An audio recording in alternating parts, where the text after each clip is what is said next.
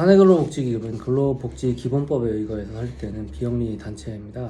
소속 사업장 내 근로자들에게 여러 복리후생적 효과를 제공하고 기업의 법인세 부담, 근로자 종합소득세 부담을 경감할 수 있는 그런 장치라고 보시면 됩니다. 개인사업자나 법인사업자 모두 설립이 가능하고요. 정보는 굉장히 많습니다. 대표적으로 기업, 근로자, 사내근로복지기금에 대한 세제 혜택을 정리해서 얘기해 드리면, 기업은 사내근로복지금에 출연한 출연금에 대해 전액 법인세 송금 인정, 비용이 인정되고요. 근로자는 사내근로복지기금으로부터 받은 금품에 대해서 증여세가 비과세가 됩니다. 사내근로복지금은 기업으로부터 출연받은 재산이 증여세 비과세가 되고요. 피상속인이 사내근로복지금의 유증한 재산 같은 경우에 상속 대상 재산에서 빠져서 상속세가 비과세가 된다라고 보시면 됩니다. 근로자는 기업한테 근로를 제공하고 그 다음에 기업으로부터 소득을 받기 때문에 근로소득이 되는데, 기업과 사내근로복지기금, 근로자 사내근로복지기금은 근로 제공 관계가 아니기 때문에 이 두 집단 간에서 받은 소득은 증여에 해당됩니다. 그래서 증여세가 비과세 된다라고 이해해 주시면 좋아요.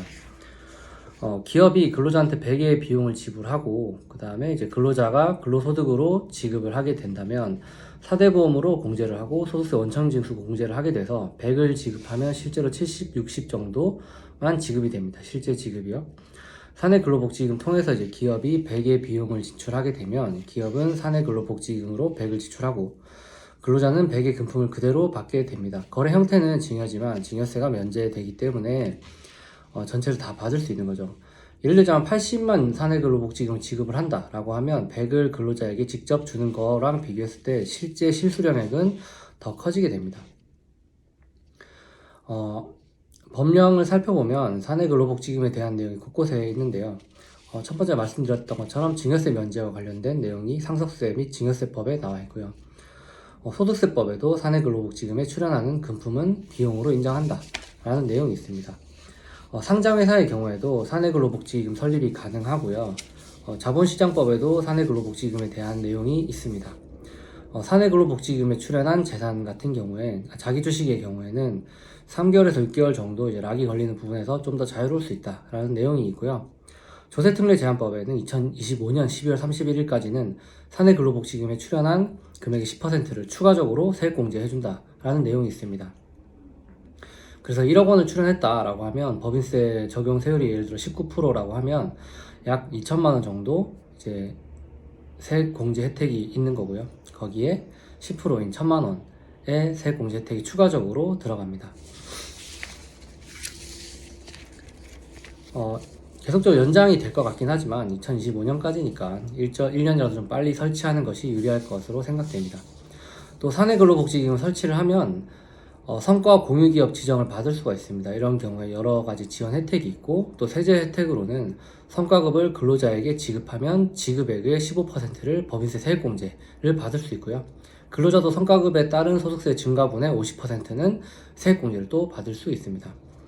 건설업체 같은 경우에 사내근로복지기금 설치를 하게 되면 고용평가 점수의 10%를 가산해서 받을 수 있습니다. 건설업체는 신용도 및 여러 부분의 평가 점수가 입찰에서 중요한데 여기서도 유리하게 작용할 수 있을 것으로 보입니다.